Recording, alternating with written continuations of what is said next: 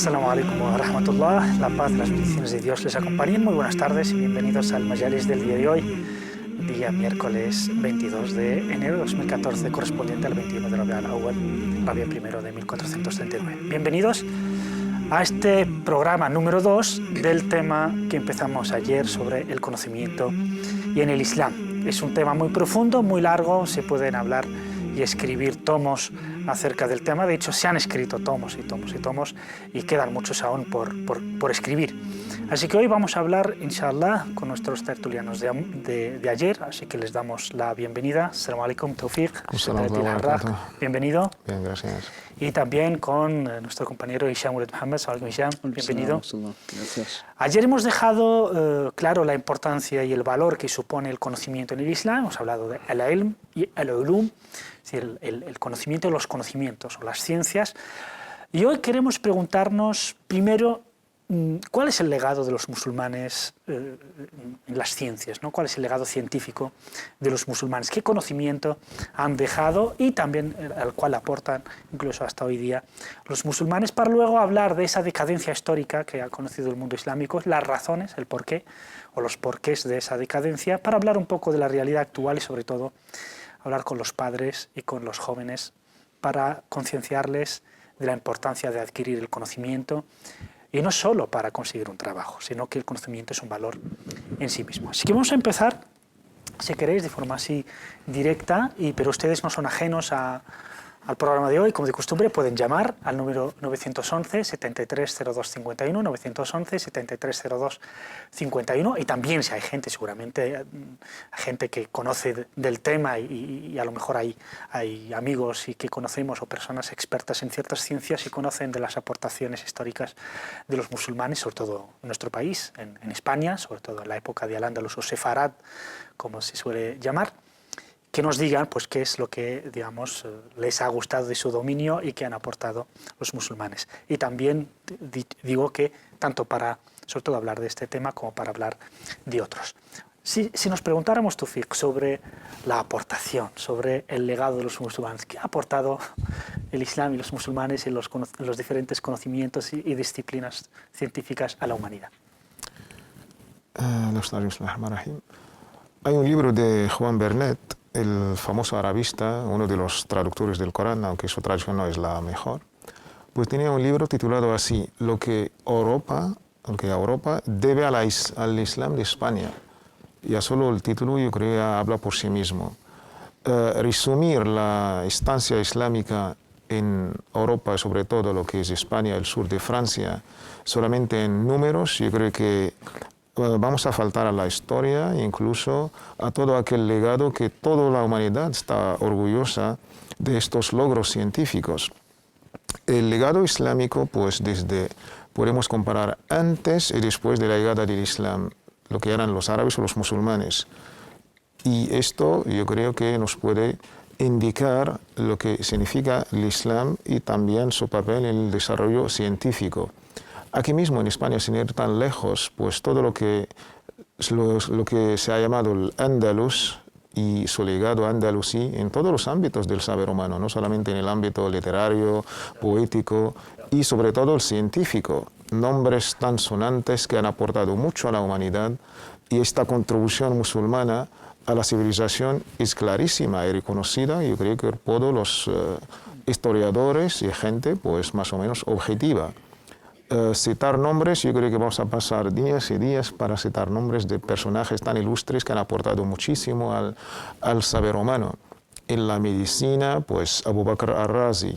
En las matemáticas, los logaritmos, hasta el nombre ya, logaritmo, Khawarizm, Abu Bakr al-Khawarizmi, el sistema decimal, el cero y todos estos aportes. Ibn Zuhr, Zahrawi, Ibn Nafis en el campo de la medicina. En los campos de la astronomía, pues podemos citar nombres, hasta no musulmanes. Tenemos a Ishaq ibn Hunayn ibn Ishaq, Thabit ibn Qurra, pues cristianos los dos, nestorianos. Thabit ibn Qurra era sabeyo, hasta judíos. Musa ibn Maymun, el famoso Maimónides, ibn Gabriel, Hasada ibn Shaprut. Y aquí mismo en el Andalus, en la España, digamos, que ya hoy podemos reivindicar no solamente notorio arraigo. Yo creo que ser español, solamente por estos, el Islam yo creo que ha contribuido bastante en lo que es las señas de identidad, de nuestra identidad colectiva de todos los españoles. Ser español y ser musulmán, por todos estos logros científicos y lo que han aportado no solamente a España, yo creo que es a la humanidad entera, por supuesto. Vamos a ver una serie de cartones que nos ha preparado amablemente el hermano Hisham. Vamos a ver alguna disciplina y los nombres, que realmente no es que solo fueran profesores o maestros estudiosos de estas ciencias, sino que eran incluso pioneros. Pioneros. Aquí tenemos, por ejemplo, Hisham, en la astronomía y astrofísica. Bueno, tenemos en astronomía y astrofísica a Al-Khwarizmi, que acaba de mencionar el hermano Tawfiq. Tenemos a Jafar ibn Muhammad al-Balkhi, de la región de Balkh, que estaba en el antiguo imperio persa, ¿no? Tenemos al-Majriti, que es un madrileño, ¿no?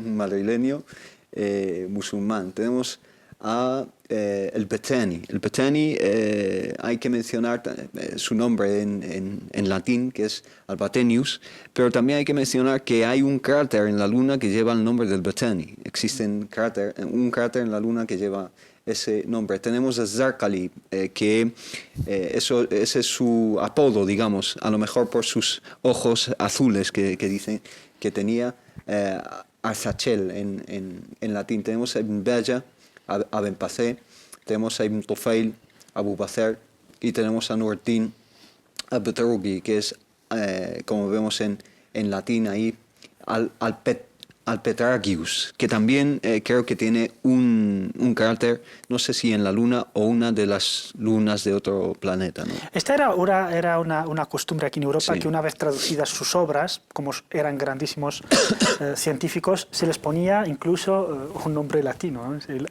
se latinizaban sus nombres, ¿no? Vamos a ver otro cartón, otras ciencias, y veremos más para ilustrar algunos nombres, porque en realidad sería imposible abarcarlos todos, y además solo hemos elegido unas 3 o 4 disciplinas, porque si habláramos de todos, de filosofía, de literatura, de lengua y lingüística, serían muchísimas más. Aquí tenemos a algunos matemáticos. Hay que mencionar una cosa, y es que muchos nombres a lo mejor se repiten. ¿Por qué? Porque estos científicos no se dedicaban a una sola disciplina, sino que eran personas polivalentes, polifacéticas, dominaban distintas disciplinas, tienen tomos y libros escritos en diferentes. Por ejemplo, tenemos el ejemplo de Al-Khwarizmi, que es un pionero en las matemáticas, es el fundador o el padre de una ciencia que es el álgebra, ¿no? Y también aparece en otras disciplinas como son la astronomía, la astrofísica o incluso la geografía también, ¿no? Veremos otra disciplina, estos son los nombres, nuestros telespectadores los habrán leído. Otra disciplina, para que vean, no caben más, ¿no? Hay más ciencias que vamos a tener. Si hay posibilidad, se los mostramos. Ese último nombre, Ulugh Beg, es obvio que no es árabe, es un nombre que es uzbeco. Ulugh Beg existe hoy en día los restos de un observatorio, uno de los más grandes del mundo, un observatorio astronómico, ¿no? Desde que fue fundado por este gran astrónomo y científico uzbeco, ¿no? Y además hay que decir que en un libro buenísimo, maravilloso, de una gran experta alemana, se llama Sigrid Honka, en el que llama El Sol del Islam ilumina Europa, en donde habla de estas disciplinas científicas, de los grandes científicos musulmanes que han aportado, digamos, a la humanidad y sobre todo al renacimiento europeo. Mal traducido lo llaman, digamos, el sol de los árabes, ¿no? En árabe se llama Sol Árabe, y en realidad muchos de los que hay aquí, hay algunos que son árabes, otros que son españoles, godos de origen godo, otros que son persas, etc. Así que son musulmanes en su mayoría, y no en su mayoría son árabes, no confundir las disciplinas. Hemos visto esas ciencias y veremos el posterior, el último cartón que hemos preparado de estas ciencias a modo de ilustración, bueno, cuando nuestros compañeros lo puedan.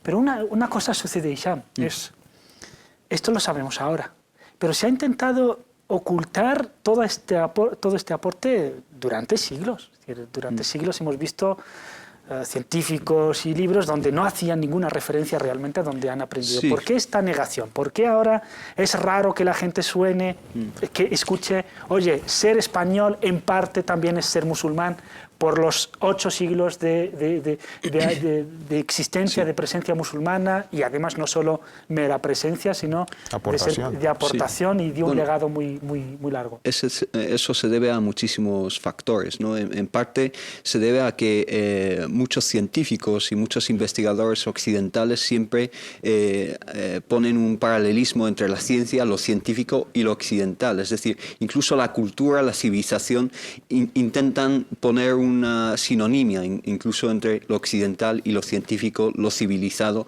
y descartan o silencian o obvian otras civilizaciones muchísimo más avanzadas en esas épocas históricas, ¿no?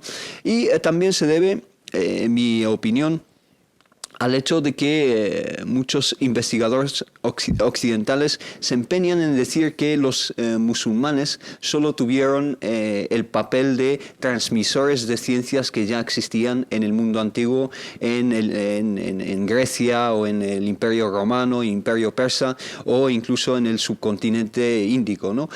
Mientras que en realidad los musulmanes sí que empezaron traduciendo obras, especialmente en Bagdad, en Dar al-Hikma, la Casa de la Sabiduría, que fue, creo que fundada por el Ma'mun en Bagdad, pero realmente a partir de esas ciencias que adquirieron de otras naciones, aportaron muchísimo más, construyeron sobre esa base científica que adquirieron de culturas ajenas al Islam o a lo árabe. Y luego está el punto muy interesante que acabas de subrayar, y es que no todos los científicos cuando hablamos de civilización islámica no estamos hablando de árabes, estamos hablando en su mayoría de persas, de otras naciones, y también no son solo musulmanes, también están otras minorías que jugaron unos papeles cruciales también en las traducciones, especialmente los cristianos. En la época más temprana, los cristianos jugaron un papel crucial en las traducciones. ¿Por qué? Porque ellos ya dominaban esos idiomas antiguos, el siríaco, el griego, etcétera, por la razón de sus religiones. Necesitaban el griego y el siríaco para estudiar el Nuevo Testamento, el Antiguo Testamento, etcétera, y jugaron un papel muy importante. Y luego llegaron también científicos judíos como los que acaba de mencionar el hermano Tawfiq. Parece mentira que en pleno siglo XXI en España se enseñe en primaria y en secundaria, incluso en la universidad, la historia de España. Son páginas y páginas largas de toda la historia de España, pero cuando se llega a la época islámica se salta 8 siglos y se pasa al... Pues la verdad que sí, yo como padre de una familia teniendo 2 hijos y como ciudadano español, musulmán, pagando mis impuestos indirectos y directos, pues la verdad me cuesta entender esto, a veces me duele. Los libros de texto de nuestros hijos, ya no son los míos, de nuestros hijos, esta presencia tan rica, yo creo que 3 líneas, ¿cuántas páginas si se menciona? Y de verdad, pues reconocer algo tan humano, que es una aportación a toda la humanidad. Así pues podemos quizás dar la visibilidad y normalizar el Islam y los musulmanes en un país que ya no son quizás unos muertos de hambre que han venido ayer, y relacionar el Islam con la inmigración. Yo creo al contrario, esta presencia, esta aportación es algo tan interesante que solamente nos preguntamos. El mundo siempre ha pensado de una manera occidental, pues nos han enseñado desde niños, pues logos o racionalismo ha empezado con Occidente, con los griegos. Y luego desde los socráticos hasta René Descartes en castellano, había un silencio. Europa o el mundo no pensaba. Y desde Sócrates, la escolástica, pues unos cuantos, la lucha entre la razón y la religión, dentro de la Iglesia de la Edad Media, y un silencio hasta que vino René Descartes. Este silencio entre Atenas y París, yo creo que ahí estaba el papel nuestro, el papel de los árabes y los musulmanes, pero no se menciona en los libros. De hecho, si no hubiera esa época, no habría París, no habría Descartes. Mucho menos. Yo creo que el Renacimiento, con esta continuidad histórica, los árabes no han empezado desde cero, también han, como ha dicho el hermano Hisham, pues todo el logro científico de los chinos, de los indios, de los faraones, y esto yo creo que es un intercambio histórico y continuo. Pero negar todo esto, yo creo que es un poco, no vamos a entrar en un egocentrismo de occidentalismo, que siempre Occidente es el maestro, es el amo y lo demás es inferior. El viejo continente lo llaman. Y es no sé qué, yo creo que es esto, tenemos que hacer las paces con nuestra historia misma.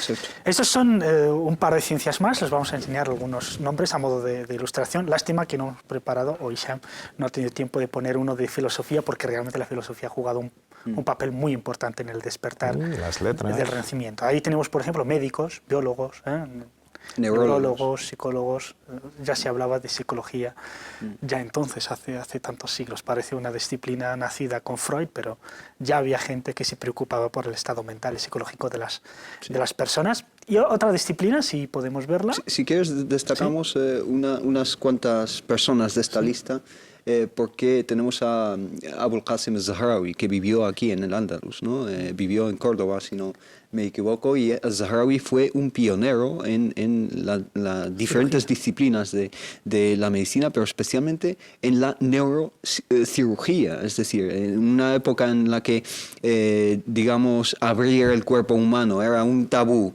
en diferentes partes de Europa. Este señor fue tan lejos que empezó a llevar a cabo operaciones quirúrgicas, e incluso sus herramientas de trabajo incluso aún existen hoy en día y están en uso en los diferentes hospitales de todo el mundo. Y también tenemos al Farabi, el conocidísimo al Farabi. Tenemos a Ibn al-Haytham, que además de ser un óptico y oftalmólogo, etcétera, fue también uno de los pioneros en establecer el método científico, es decir, el método de trabajo de todas las ciencias, experimental.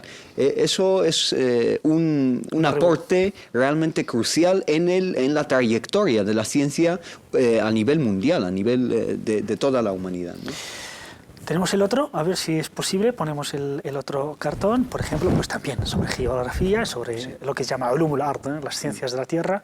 Pues tenemos ahí unos nombres: Ibn al-Jazar, Muhammad al-Idrisi. El Idrisi es el primero, ¿no?, que elaboró un mapa mundi, un mapa del mundo, y que dicen algunos relatos históricos que fue gracias a ese mapa mundi se descubrió el nuevo mundo. Que fue en Italia, en el sur de Italia, Sicilia. Fue en Sicilia, ¿no? Bueno, y además hizo un globo, creo que fue en plata, ¿no? Lo hizo con plata, de la esfera del globo terrestre, ¿no? Sí. En una época en la que en Europa se descartaba totalmente la esferidad de la Tierra. En realidad se adelantó siglos a ese descubrimiento, ¿no? Bueno, en este fenómeno, en esto de las ciencias, tuvieron un papel importantísimo las lenguas, y hago referencia tanto al movimiento de traducción que tuvo lugar en Bagdad como al que tuvo lugar posteriormente en Toledo, ¿no? Toledo, sí. Yo creo que Alfonso VI hasta Alfonso X han sabido muy bien, yo creo que es aprovechar de este legado andalusí. Este legado que vale la pena mencionar un nombre tan importante en la historia, pues no solamente occidental, yo creo que es la historia humana. Un papa de la Iglesia, el primer papa francés, el primer papa del primer milenio. Me parece que en abril de 1999 ha sido pues designado como Santo Padre de todos los hermanos cristianos católicos. Silvestre I era lo que coincidía con Constantino, y lo que es Constantino para la Iglesia, por supuesto. Pues este gran Papa, Silvestre II, gracias a él, pues el mundo mundial de hoy pues conoce los números arábigos. Gracias a él se conoce toda la matemática. ¿Por qué? Porque ha estudiado aquí, en España, en Barcelona y Córdoba, sobre todo, las mezquitas de Barcelona, las mezquitas de Córdoba y las mezquitas de Sevilla. Y al volver, pues trajo todo este conocimiento. Un papa de la Iglesia que sabía árabe, que hablaba árabe, y escribía en árabe y tradujo también todas estas obras. Yo creo que es un dato pues muy importante, el Papa, el Santo Padre Silvestre II, la Iglesia, y este legado tan científico que es tan importante. Les recuerdo el número de teléfono para que puedan participar: 911 7302 51, 911 7302 51. Y ¿no crees que el fenómeno este de la traducción para algunas culturas o algunos países, al ser deficiente, afecta también a la propia cultura de sus pueblos? Por ejemplo, pues hablamos, por ejemplo, de modo de ejemplo, que hay casos peores y evidentemente hay casos mejores, el mundo árabe. Sí. En España se traduce más obras al año que todo el mundo árabe en 7 años. Sí. No, eso es verdad. Realmente los idiomas juegan un papel crucial a la hora de difundir el conocimiento y transmitirlo a los pueblos, ¿no? Si nos fijamos en el ejemplo del inglés, hoy en día cualquier persona que se respete a sí misma y sea experto en un campo tiene que manejar el inglés, porque todas las publicaciones, no solo las que son publicadas o emitidas en Estados Unidos o en Inglaterra o en Australia, etcétera, sino en el mundo anglosajón, sino que una publicación, digamos, científica de medicina que sale en Alemania sale en inglés normalmente. ¿Por qué? Porque se le abren más puertas si sale en inglés. Nosotros nos hemos olvidado del árabe, es decir, no estamos traduciendo casi nada al árabe, especialmente en los campos intelectuales, científicos, etcétera. La traducción es muy escasa, y si no hay traducción a ese idioma ya no es un idioma vehicular para la transmisión y difusión de las ciencias en esas sociedades, ¿no? Hemos visto que, bueno, Córdoba, Toledo, Estambul, Kairouán, Fez, Damasco, Bagdad fueron capitales mundiales del conocimiento, de las ciencias, de los grandes científicos. Actualmente, ¿podemos hablar de capitales donde, digamos, se puede uno ir a formar, o tenemos que hablar solamente de Oxford y de Boston, ¿no? De Boston en Estados Unidos y de Londres en el Reino Unido? Hombre, hacer este salto histórico tan rápido, yo creo que hay que... lamentable decir que hoy el mundo pues, árabe y musulmán pues, está pasando no por sus mejores momentos. Pues podemos hablar de una decadencia que ya lleva años, sino un par de siglos por lo menos. Las capitales del saber hoy, del conocimiento, pues por desgracia no son las capitales que tú acabas de mencionar. Quizás ha sido la época dorada, que nos orgullece a todos, por supuesto, pero hoy es lamentable decir que el mundo árabe y musulmán pues, ha perdido pues, muchas paradas de la historia. Yo me pregunto, ¿por qué el mundo musulmán no ha conocido una revolución industrial? ¿Por qué el mundo musulmán no ha reconocido un renacimiento? Que más o menos en el mundo occidental ha sido más o menos los factores más importantes de este cambio de la Edad Media, la edad de las tinieblas o de las oscuridades, a la edad del progreso. Aunque quizás a veces un progreso, sobre todo en el campo material. El mundo musulmán, ¿por qué estuvo ausente de todo esto? Son preguntas que debemos analizar y entender.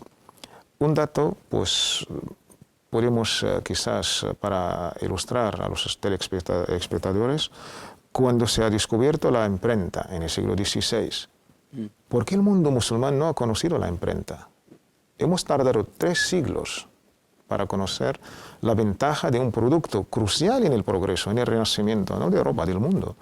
Y es lo que ha hecho Japón, por ejemplo. Japón, desde el imperio y la cultura del emperador, del culto a una persona y todo lo que era pues, su pasado, pues saltó por quizás coger las herramientas que han seguido para progresar. Hemos perdido estos quizás logros científicos, la imprenta. ¿Pero por qué? Me duele decir que gracias a una fatwa de los sabios del corte política del sultán de Estambul, el jalifa otomano, que han decretado que la imprenta es haram, es prohibida, es obra de Satanás, es obra de los infieles, es obra de los no musulmanes. Y así el mundo musulmán, gracias a esta fatwa, no sé cómo estos sabios, con todos los respetos, que ya están muertos, hay que respetarlos, hasta la invasión de Napoleón Bonaparte. Cuando Napoleón Bonaparte nos ha invadido con sus guerras y con sus armas, se ha profanado hasta el Azhar, esta universidad, una de las grandes y primeras en el mundo, pues Napoleón Bonaparte, para ganar un poquito la amistad de los musulmanes, dijo, mira, pues ya está, os voy a imprimir el Corán. Y ahí vienen otros problemas y sabios y han hecho otra fatwa, que la imprenta es halal. Esto me recuerda a mí la fatwa del teléfono, cuando apareció por primera vez, hubo alguien que dijo que era obra del shaitán. Nos tenemos que ir a una pequeña pausa. Nos vamos a una pequeña pausa y volvemos inmediatamente después para analizar las razones de esta decadencia. Hasta ahora.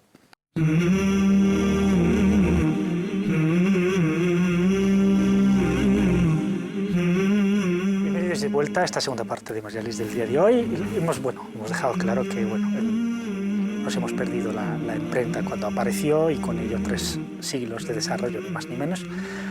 Y hemos dicho también que, por desgracia, actualmente, salvando alguna que otra capital como Kuala Lumpur, hay que decirlo también, que es una vanguardia mundial en cuanto a la informática y las nuevas tecnologías, pero el resto, digamos que en el mundo islámico no hay ninguna ciudad que podamos decir es una referencia en estas disciplinas, sobre todo científicas, experimentales, en donde uno pueda ir, digamos, a estudiar, aunque sí en otras disciplinas. Pero si no hay ciudades de renombre mundial en relación a las ciencias, pero sí que hay actualmente grandes científicos musulmanes.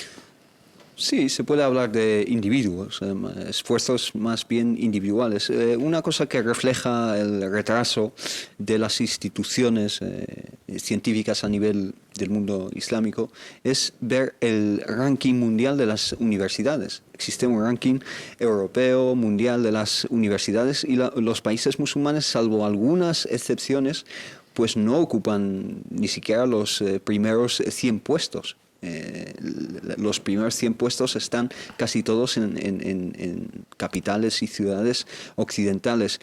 Las excepciones, pues a lo mejor alguna universidad turca, otra en Irán y alguna del sureste asiático, ¿no? Yendo, digamos, o siguiendo el hilo de la imprenta, esa no es un ejemplo, digamos, aislado, sino que realmente la umma, lo que es el mundo islámico, entró en una dinámica de superstición. Es decir, la superstición es un factor a tomar en cuenta. La superstición sustituyó ese afán de conocimiento, esa curiosidad, porque un científico es curioso por naturaleza. Pues esa curiosidad fue sustituida y reemplazada por la superstición. Otro ejemplo en esa línea es un renacimiento de la ciencia que los otomanos intentaron llevar a cabo, ¿no? Los otomanos, al ver ese proceso de decadencia, digamos, intentaron reanimar el estado de la umma en lo científico y apoyaron y financiaron diferentes obras y diferentes esfuerzos científicos, pero un ejemplo, y es que un astrónomo otomano vio un cometa, una noche vio un cometa y comunicó al sultán que a lo mejor ese cometa es una señal de husn al-fi'l, es decir, una señal de buena fortuna en una de las campañas, o buena suerte en una de las campañas que ese califa o ese sultán iba a llevar a cabo. ¿Qué pasó? Que ese califa no tuvo éxito y fracasó en esa campaña militar. ¿Qué hizo? Anuló y canceló todo el programa astronómico que se había iniciado y estaba siendo financiado, pues lo dejó al lado. ¿Por qué? Porque por estas cuestiones totalmente supersticiosas. Bueno, la superstición sustituyó la razón. El mundo, creo que ahora no vamos a hablar solo del tercer mundo, no solo del mundo islámico, incluso España sufrimos un fenómeno que empobrece nuestras sociedades. Se trata de lo que llamamos la inmigración de los cerebros, ¿no? La fuga de los cerebros. La fuga de los cerebros, ¿no? Sí. Hombre, es un fenómeno, yo creo que a raíz de razones económicas, sobre todo, dado lo que es el mundo árabe musulmán, después de sufrir una colonización tan dura, pues el mundo europeo, pues desde el siglo XVII hasta la edad moderna, hasta hoy mismo, hasta ayer, pues ha dejado a los países pues sin nada, sin ninguna infraestructura, y mucho menos científica. Pues de ahí el mundo, pues árabe musulmán, ha empezado pues un poquito a caminar poco a poco dentro de lo que se puede. Dando la situación pues política, oficial, no tiene en cuenta lo que es la investigación científica, yo creo que todo el mundo árabe musulmán figura como el 1% lo que es la investigación internacional, que es un número insignificante. ¿Cuántos premios Nobel, digamos, en ciencias, no solamente en letras o Premio Nobel de la Paz, si podemos decir que está este dato nos puede significar algo. De todos los premios Nobel que han ganado los árabes o los musulmanes, podemos hablar de 7, 9, que es un número ya desde que se ha fundado este premio, pues yo creo que es un número insignificante. 112 años. Bueno, te digo lo insignificante que es la 10ª parte de los premios Nobel que han ganado los científicos de una universidad occidental, que es Cambridge, por ejemplo, o ambas universidades, Cambridge y Oxford, conjuntamente. Realmente es un dato realmente triste. No obstante, la fuga de cerebros le está costando dinero al mundo árabe, es decir, la educación de esos jóvenes que luego están condenados a abandonar esos países y dar todos sus conocimientos y el cúmulo de todo ese esfuerzo científico a otros países que no son sus países de nacimiento, realmente es algo catastrófico. Te doy un ejemplo. Por ejemplo, este boom de la tecnología, de los microchips, etcétera, que está teniendo lugar en Silicon Valley, en California, es gracias a muchísima gente que es extranjera, incluso... Más del 50% de la plantilla de la NASA exacto, no es norteamericana. Exacto, el 50% de la NASA, y si hablamos de Silicon Valley, el porcentaje es incluso mayor.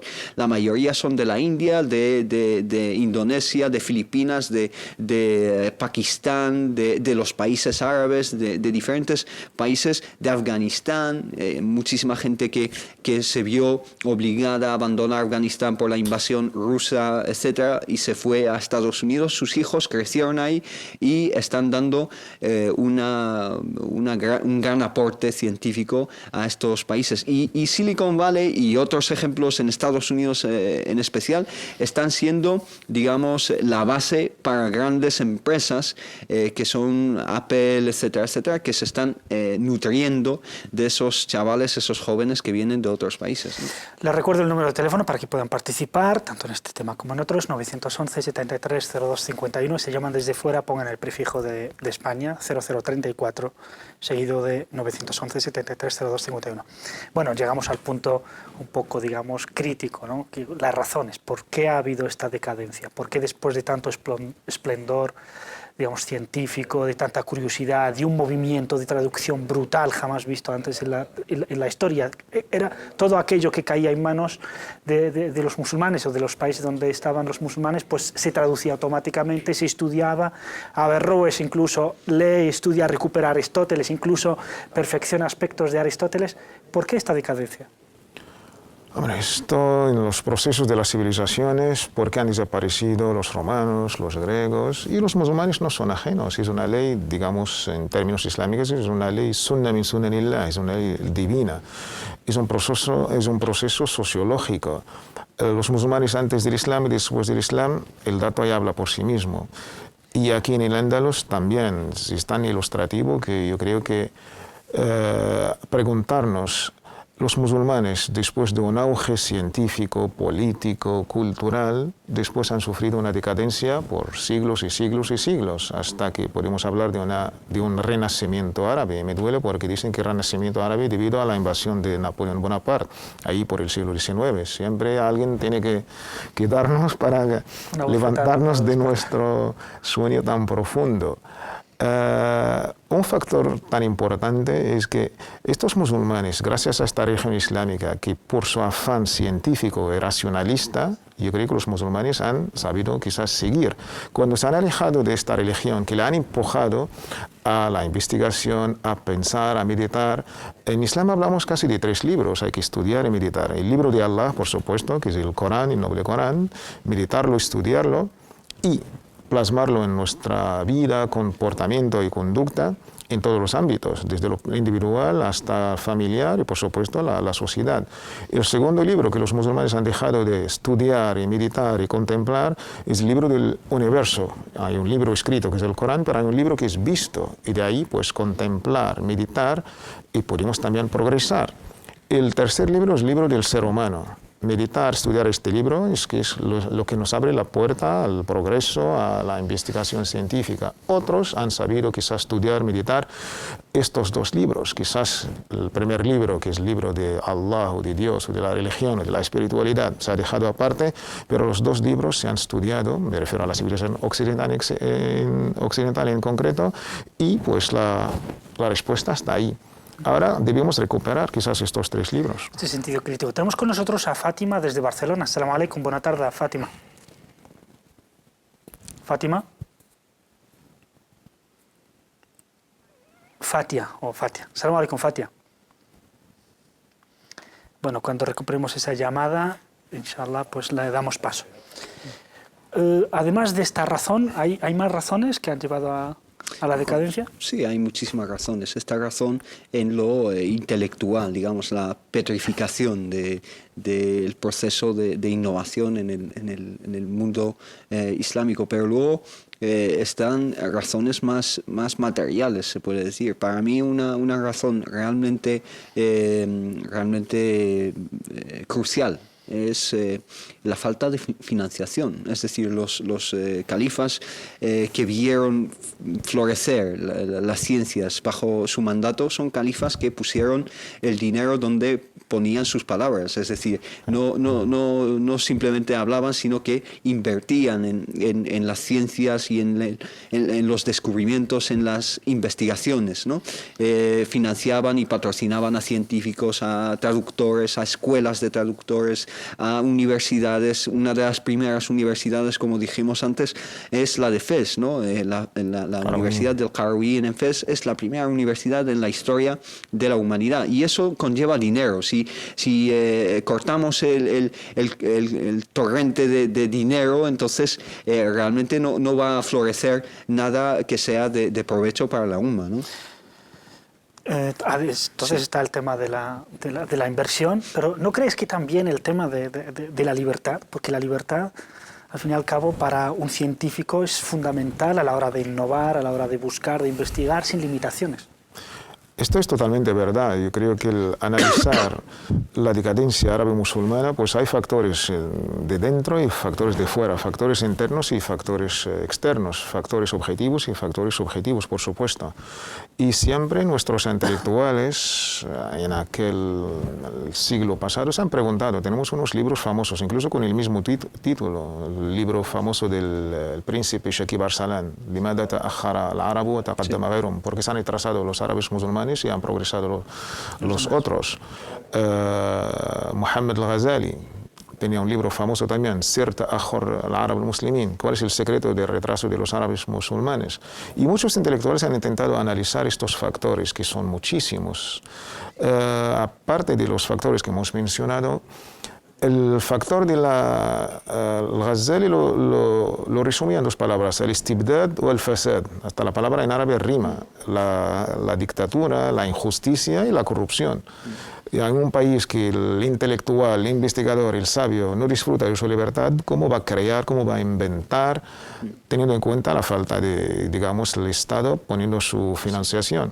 El despotismo, se puede decir. Totalmente. Por otra parte, pues una mentalidad un poquito de mal entender lo que es el decreto divino. Pues la gente pensaba que la decadencia es decreto de Allah. Y si Allah quiere algo, y nosotros no vamos a cambiar lo que Allah quiere. Esto ha sido, pues, los musulmanes han sufrido bastante de esta mala, quizás, creencia tan lejos de lo que es el Islam y la creencia del decreto divino.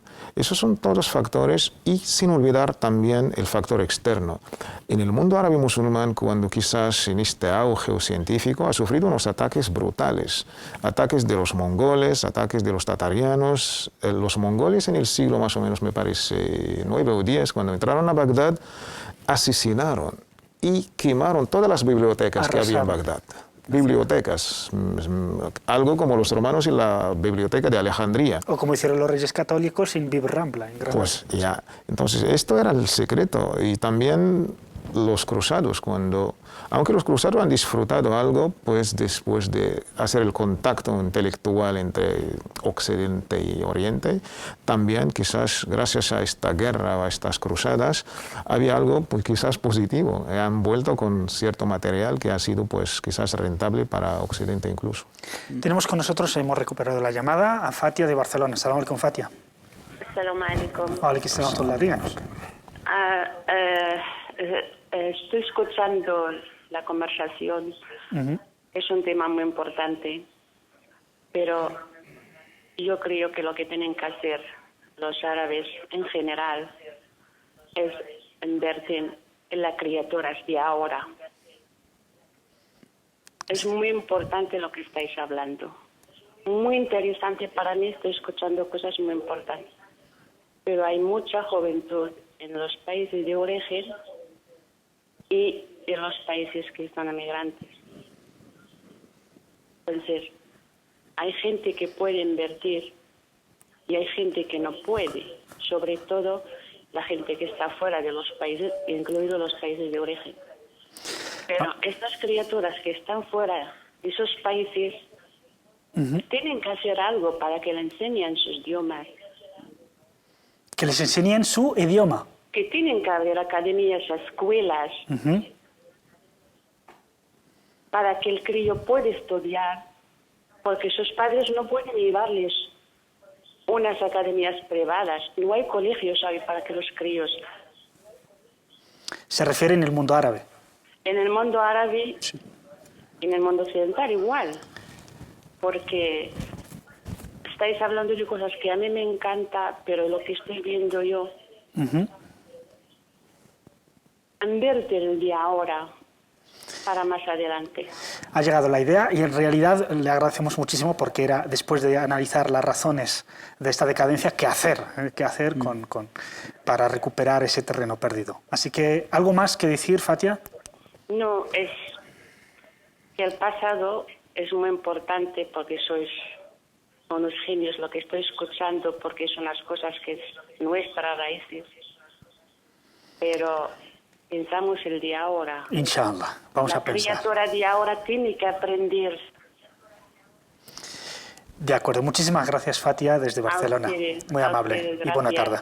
Adiós, buenas tardes. Sí. Bueno, sí, en este sentido realmente estoy de acuerdo. Y es que la situación actual del mundo islámico no invita al optimismo. Es decir, no puedes esperar de una sociedad afectada de pies a cabeza por el analfabetismo, que ni siquiera los niños pueden leer y escribir, que produzca y dé a luz científicos y astrónomos y gente pionera en diferentes campos. Realmente hay que empezar con la juventud, con los más jóvenes, que los estados, diferentes gobiernos del mundo islámico inviertan en educación.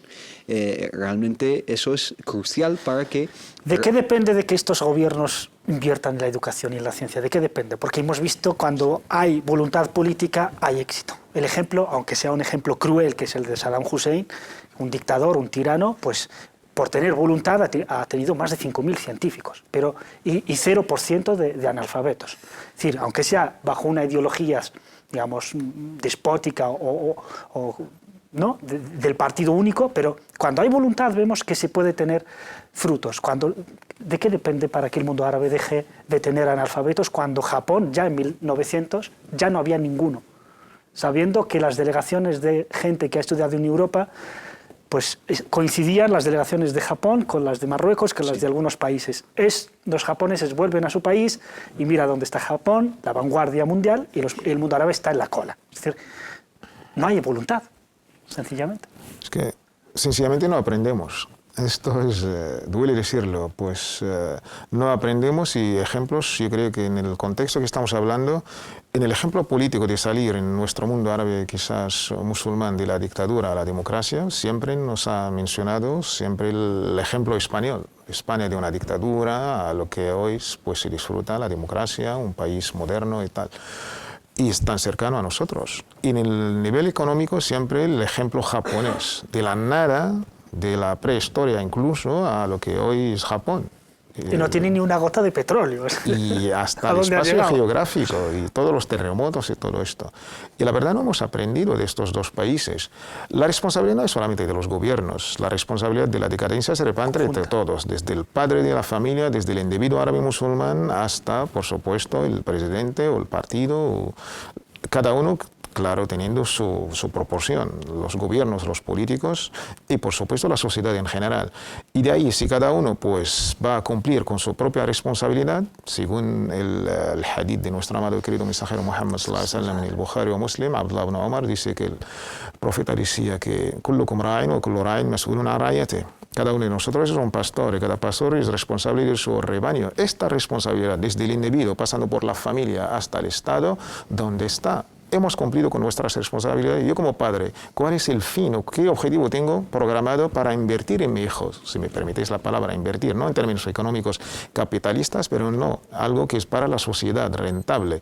Mi hijo yo siempre lo veo como un, no sé qué, como un producto económico dentro de la sociedad del consumo, o si no, el saber, el conocimiento, para su propia felicidad material y espiritual.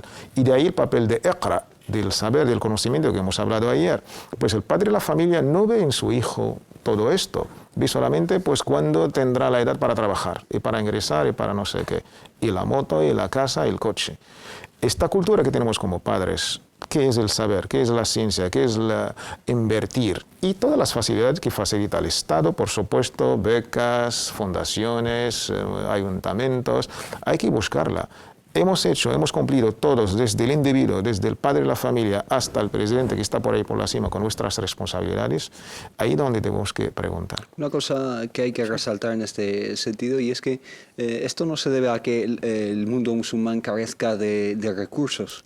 El mundo musulmán, o de medios. medios económicos, ¿no? El mundo musulmán es un mundo homogéneo, con muchísimos recursos naturales y con muchísimos medios económicos, financieros. Es decir, algunos de los países musulmanes tienen una renta per cápita muy elevada a nivel mundial, ¿no? Entonces, realmente no es una carencia económica o de medios, sino que es realmente, en mi opinión, una carencia de visión. No tenemos una visión clara, lo que queremos cumplir y cómo cumplirlo, cómo llevarlo a cabo. Las prioridades en el mundo árabe islámico, pero especialmente en el mundo árabe, están totalmente boca abajo. Es decir, las prioridades, en vez de invertir en educación, en investigación, en universidades, en institutos, centros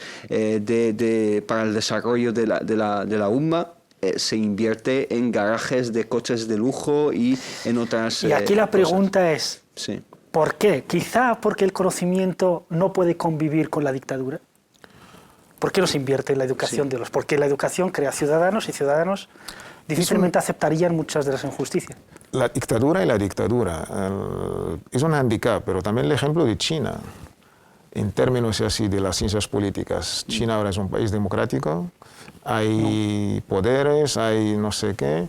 Pero China ahora, en el nivel económico, pues ya sabemos dónde está hoy en día. Amenaza incluso a las propias economías occidentales. Sí, pero tiene millones y millones de esclavos.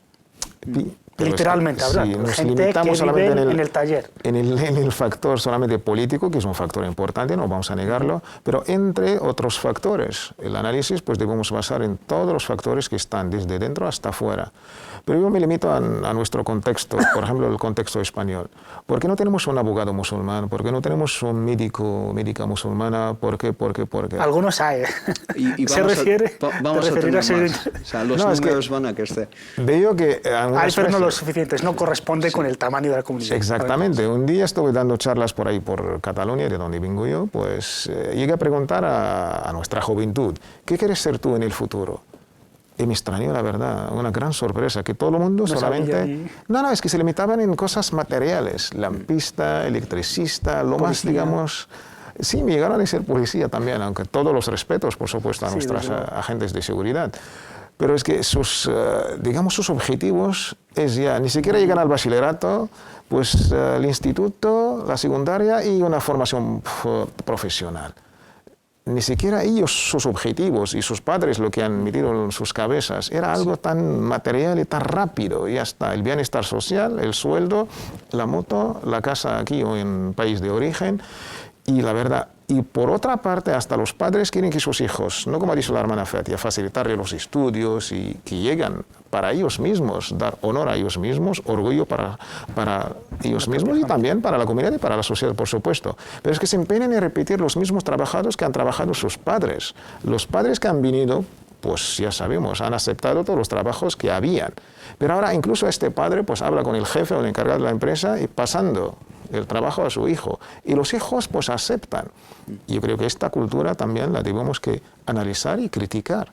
Esta es una realidad de que los hijos hereden el trabajo de sus padres. Esta es una realidad sociológica internacional. Sí. Aquí en España se hizo también un estudio similar. El 51% de los jóvenes al final acaban trabajando lo mismo que trabajaban sus padres. Pero al menos en otros... esta realidad se da más bien con algunas minorías, especialmente los magrebíes, ¿no? En otros países que la minoría más numerosa es, digamos, pakistaníes o indios, etcétera, los padres insisten e incluso quizá excomulgan a su hijo o lo expulsan de casa si su hijo no es o médico o abogado o ingeniero, una de estas tres cosas. Es decir, insisten en lo mismo. Hablo en términos generales, no todos los padres son iguales, por supuesto, pero apuesto a que en esa muestra de jóvenes a los que has planteado esa pregunta, nadie te ha respondido quiero ser astronauta, por ejemplo. O sea, ni siquiera se les pasa por la cabeza. ¿Por qué? Porque eso ahí no es la culpa de los niños. Los niños quizá incluso repiten lo que les inculcan sus padres o su entorno inmediato, ¿no? Los padres tenemos que intentar, ya que nosotros también somos padres, tenemos que intentar inculcar en nuestros hijos ese afán por lo máximo, es decir, como dicen en inglés, the sky is the limit, el cielo es el límite. Sí. Realmente no hay que limitarse a cosas, digamos, muy... inmediatas a nosotros, sino que hay que fijarse en otras realidades y en otros ámbitos, ¿no? Si mi padre fue albañil, pues yo no tengo la obligación de ser albañil también. Yo puedo todos los respetos a cualquier profesión. Para los albañiles y para todas las profesiones, pero yo tengo que subir el listón y fijar mis objetivos muchísimo más arriba de lo normal y de lo inmediato a mí, ¿no? Seguramente que a esos jóvenes, bueno, eso se muestra también en los porcentajes bárbaros de fracaso escolar entre la comunidad musulmana en España en general y de forma muy particular Ceuta y Melilla y Cataluña también, sobre todo el Hospitalet de Llobregat. Se hicieron algunos estudios ahí donde el 90% no termina siquiera la ESO. No tienen esa fijación o esos objetivos tan altos porque sencillamente no les llegó de los padres, ¿no? Lo que nos lleva a, primero, educar a los hijos o educar a los padres. Si en un minuto, porque tenemos un minuto, diéramos algunos pasos prácticos que deberíamos de llevar a cabo, ¿cuáles serían? De forma breve, como una receta de médico. Hombre, de forma breve, toda esta decadencia no vamos a resolver de una forma breve, histórica y tal. Yo creo que como musulmanes que somos en este caso pues concebir nuestra quizás bellísima religión islámica desde el primer día ha sido iqra, no ha sido ni siquiera rezar. El valor de rezar y la adoración en varios ahadith pues, del profeta Muhammad sallallahu alaihi wasallam, la diferencia entre el alim y el abid, la diferencia entre el sabio, todo lo que es la ciencia, el saber, no solamente el saber religioso, es una diferencia abismal entre lo que es el sabio y aquel que solamente se dedica a la adoración. La diferencia es abismal. Y por supuesto, pues realizar nuestra khilafa, nuestro califato en la tierra. Allah nos ha creado, somos califas de Allah subhanahu wa ta'ala. Este califato hay que pues plasmarlo. ¿Por qué? Porque es Allah que nos ha enseñado. وَعَلَّمَ آدَمَ الْأَسْمَاءَ كُلَّهَا. Pues estudiar, estamos adorando a Allah subhanahu wa ta'ala. Dar este valor, lo que es el saber, la ciencia. La ciencia en sí misma es adorar a Allah subhanahu wa ta'ala. Y por supuesto también vivimos en esta tierra. Y las llaves de esta tierra para progresar es el saber. Hay mucha excusa de que, bueno, los que proceden del mundo árabe, pues no hay becas, no hay posibilidades, hay pobreza. Aquí no hay esa excusa. Bueno, aquí no ha habido, pero va a haber esa excusa, porque dentro del ambiente que vivimos de recortes y de un afán de limitar los estudios superiores a cierta élite, ¿no? y que el pueblo simplemente opte por otras vías de formación, realmente puede haber esa misma situación que se vive en el mundo árabe. Pero a mí me gustaría aconsejar a los padres, aconsejarnos a nosotros mismos que inculquemos en nuestros hijos el valor de que la ciencia y el saber y la búsqueda del saber no tiene que ser un castigo al niño. Ir a clase o estudiar en casa no es un castigo ni es una carga con la que el niño tiene que quejarse y aguantar todo el día, sino que realmente es una aventura para el niño, es una oportunidad para él. Si enfocamos el saber desde esa perspectiva, creo que podemos llegar muy lejos, ¿no? Tawfiq Shiddat al-Harraj, muchísimas gracias. Aisha Aulad, muchísimas gracias. Y bueno, formación, educación, hay que invertir mucho, mucho. Todo el mundo, toda la sociedad, con todas sus partes, tanto gobierno como ciudadanos, como familias, como colectivos, ¿por qué no? Como comunidades, tenemos que invertir mucho, mucho en el conocimiento y la educación, porque la educación y el conocimiento es lo que nos hacen realmente ciudadanos de pleno derecho y podamos ejercer nuestros derechos y hacer de nuestra sociedad un lugar muy, muy bueno para vivir y muy positivo. Sean muy felices, muchísimas gracias por haber estado ahí. Nosotros volvemos el próximo lunes a las 5:30. Assalamu alaikum wa rahmatullah, que la paz les acompañe. Buenas tardes.